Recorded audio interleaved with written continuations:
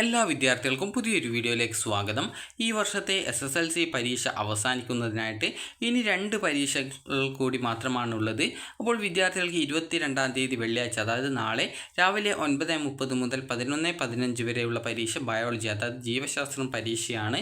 അതുപോലെ തന്നെ 25-ാം തീയതി തിങ്കളാഴ്ചയുള്ള പരീക്ഷ സോഷ്യൽ സയൻസ് ആണ്. അപ്പോൾ അതുകൊണ്ട് തന്നെ വിദ്യാർത്ഥികൾ ജീവശാസ്ത്രം പരീക്ഷ നന്നായിട്ട് പഠിക്കാനായിട്ട് ശ്രദ്ധിക്കുക. അതുപോലെ തന്നെ വിദ്യാർത്ഥികൾ അതായത് ഓരോ ഗ്രാഫുകളൊക്കെ ഉണ്ടാകും. അപ്പോൾ അതൊക്കെ കറക്റ്റായിട്ട്, അതായത് ഓരോ ചിത്രങ്ങളുണ്ടാകും നിങ്ങളുടെ ആ ഒരു ടെസ്റ്റിലുള്ളത്, അതൊക്കെ കറക്റ്റായിട്ട് പഠിക്കുക. അതുപോലെ സിമ്പത്തറ്റിക് വ്യവസ്ഥകൾ നന്നായിട്ട് പഠിക്കുക, കാരണം അതിൽ നിന്നും ചോദ്യങ്ങൾ വരാറുണ്ട്.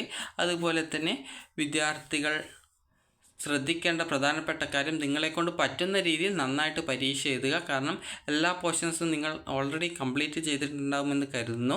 അതുപോലെ തന്നെ നിങ്ങൾ മുൻപത്തെ പരീക്ഷയുടെ കാര്യങ്ങളൊന്നും ഓർക്കേണ്ടതില്ല, കാരണം അതിന് ഏത് ഗ്രേഡ് കിട്ടുമെന്നുള്ളതൊന്നും ആലോചിച്ച് ടെൻഷൻ അടിക്കേണ്ടതില്ല. അപ്പോൾ നന്നായിട്ട് പഠിച്ച് നല്ല മാർക്ക് വാങ്ങിക്കാനായിട്ട് ശ്രദ്ധിക്കുക. അപ്പോൾ നിങ്ങൾക്ക് ഈ ഒരു A+ നേടാൻ സാധിക്കുന്ന ഒരു വിഷയമാണ് ജീവശാസ്ത്രം. അതുപോലെ തന്നെ വിദ്യാർത്ഥികൾക്ക് നേരത്തെ കഴിഞ്ഞിട്ടുണ്ടായിരുന്ന രസതന്ത്രവും ഇതേ രീതിയിൽ തന്നെ നല്ലൊരു മാർക്ക് വാങ്ങിക്കാൻ സാധിക്കുന്ന വിഷയമായിരുന്നു. എന്നാൽ വിദ്യാർത്ഥികളിൽ പലരും പഠിച്ചിട്ടുണ്ടായിരുന്ന ഭാഗം വന്നിട്ടില്ല എന്നൊക്കെ പറഞ്ഞിട്ടുണ്ടായിരുന്നു. അതുപോലെ മാർക്കൊക്കെയാണ് കിട്ടുകയുള്ളൂ എന്നൊക്കെ പറഞ്ഞിട്ടുണ്ടായിരുന്നു. അതുകൊണ്ട് തന്നെ വിദ്യാർത്ഥികൾ ശ്രദ്ധിക്കേണ്ടത്, ഈ ഒരു ജീവശാസ്ത്രം പരീക്ഷ നിങ്ങൾ, അതായത് ഇനിയുള്ള സമയം പോലും നിങ്ങൾ നന്നായിട്ട് വായിക്കുകയാണെങ്കിൽ, അത് നന്നായിട്ട് പഠിക്കുകയാണെങ്കിൽ നിങ്ങൾക്ക് ഉറപ്പായിട്ടും നിങ്ങൾക്ക് ഒരു മിനിമം നിങ്ങൾക്കൊരു B ഗ്രേഡ് എങ്കിലും ലഭിക്കാൻ സാധ്യതയുള്ള ഒരു വിഷയമാണ് ഈ ഒരു ജീവശാസ്ത്രം, അതായത് ബയോളജി. അപ്പോൾ കാരണം പല വിദ്യാർത്ഥികൾക്കും, അതായത് ഏകദേശം പരീക്ഷ എഴുതുന്ന പകുതിയോളം വിദ്യാർത്ഥികൾക്ക് ഈ ഒരു ജീവശാസ്ത്രം പരീക്ഷയിൽ A+ ഉറപ്പായിട്ടും ലഭിക്കാറുണ്ട്.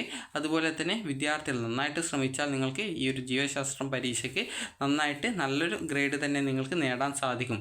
അതുപോലെ ജസ്റ്റ് പാസ് വാങ്ങിക്കുക എന്നുള്ളതിൽ ഉപരി നിങ്ങൾ ശ്രദ്ധിക്കേണ്ടത്, നിങ്ങൾക്ക് നല്ലൊരു ഗ്രേഡ് ലഭിക്കുന്ന സാഹചര്യത്തിൽ നിങ്ങൾക്ക് +1 നല്ല ഇഷ്ടപ്പെട്ട കോഴ്സ് തന്നെ ലഭിക്കും. അതുകൊണ്ട് തന്നെ വിദ്യാർത്ഥികൾ നന്നായിട്ട് പഠിച്ച് നല്ല മാർക്ക് വാങ്ങിക്കുക. അതുപോലെ തന്നെ നിങ്ങൾക്ക് എത്രത്തോളം പറ്റുമോ അത്രത്തോളം മാർക്ക് വാങ്ങിക്കാൻ ശ്രദ്ധിക്കുക. അതുപോലെ തന്നെ നിങ്ങൾ എല്ലാ പോർഷൻസും കംപ്ലീറ്റ് ചെയ്തിട്ടുണ്ട് എന്നുള്ളതും, അതുപോലെ തന്നെ പഠിച്ചിട്ടുള്ള കാര്യങ്ങൾ ഒന്നുകൂടി ജസ്റ്റ് നിങ്ങളെക്കൊണ്ട് പറ്റുകയാണെങ്കിൽ ഒന്ന് റിവൈസ് ചെയ്ത് പഠിക്കുക, അതായത് വീണ്ടും ജസ്റ്റ് ഒന്ന് വായിച്ച് നോക്കുക. അതുപോലെ നിങ്ങൾ പഠിച്ചിട്ടുള്ള ഗ്രാഫുകളിൽ നിന്നുള്ള ആ ഒരു ഭാഗങ്ങൾ, അതായത് ഓരോ കാര്യങ്ങൾ നിങ്ങൾ കറക്റ്റായിട്ട് ഓർത്ത് വെക്കുക. അതുപോലെ നിങ്ങൾ ഗ്രാഫുകളൊക്കെ പഠിക്കുന്ന സമയത്ത്, അതായത് ഗ്രാഫിൽ ഓരോ ചിത്രങ്ങൾ പഠിക്കുന്ന സമയത്ത് വരയ്ക്കേണ്ട ആ ഒരു ചിത്രങ്ങൾ നിങ്ങൾ ജസ്റ്റ് ഒന്ന് ഒരു പേപ്പറിലൊക്കെ വരച്ചിട്ട് അത് കറക്റ്റാണ്, നിങ്ങൾ എഴുതുന്നതൊക്കെ കറക്റ്റാണോ എന്നുള്ളത് നിങ്ങൾ ഓർത്ത് വയ്ക്കുക. അതുപോലെ തന്നെ പ്രധാനപ്പെട്ട ഭാഗങ്ങൾ നിങ്ങൾ ക്ലാസ് എടുക്കുന്ന സമയത്ത് നിങ്ങളോട് ടീച്ചേഴ്സ് പറഞ്ഞിട്ടുണ്ടാകും. അപ്പോൾ ആ ഒരു പാർട്സൊക്കെ പഠിക്കുക. അതുപോലെ തന്നെ നിങ്ങൾക്ക് ഏതൊക്കെ ഭാഗങ്ങളിൽ ചോദ്യങ്ങൾ വരാൻ സാധ്യതയുണ്ട് എന്നുള്ളൊരു ചിന്തയുണ്ടാകും. അപ്പോൾ ആ ഒരു ഭാഗങ്ങൾ കൂടി നന്നായിട്ട് പഠിക്കുക. അങ്ങനെയെങ്കിൽ നിങ്ങൾക്ക് ഉറപ്പായിട്ടും ജയിക്കാനും അതുപോലെ തന്നെ നല്ലൊരു ഗ്രേഡ് നേടാനും സാധിക്കുന്നതാണ്. അപ്പോൾ ഇനി 2 പരീക്ഷകൾ കൂടി മാത്രമേ ഉള്ളൂ. അതുകൊണ്ട് തന്നെ ഈ ഒരു ജീവശാസ്ത്രം, അതായത് ബയോളജി പരീക്ഷയ്ക്ക് നന്നായിട്ട് പഠിച്ച് നല്ല മാർക്ക് വാങ്ങിക്കാനായിട്ട് ശ്രദ്ധിക്കുക.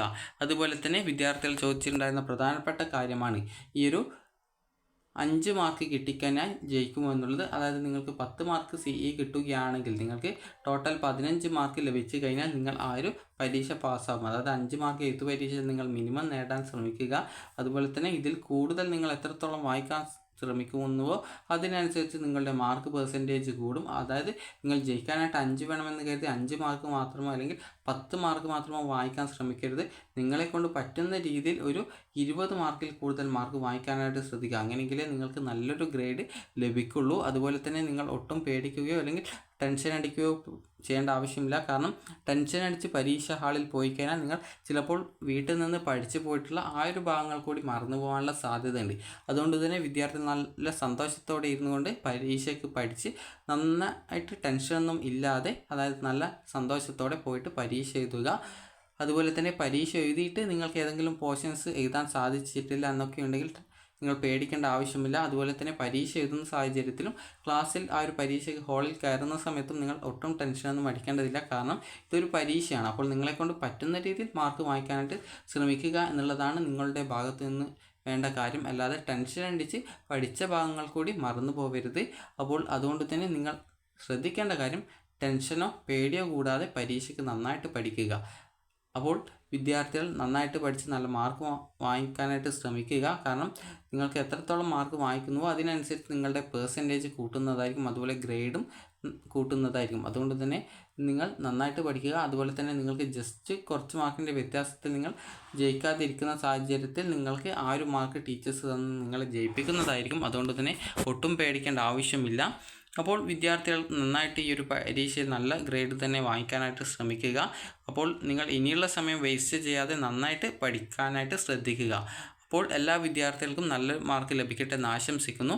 അപ്പോൾ ഈ ഒരു വീഡിയോ നിങ്ങൾക്ക് ഉപകാരപ്രദമായിട്ടുണ്ടെങ്കിൽ ലൈക്ക് ചെയ്യുക, ഷെയർ ചെയ്യുക. Thank you for watching.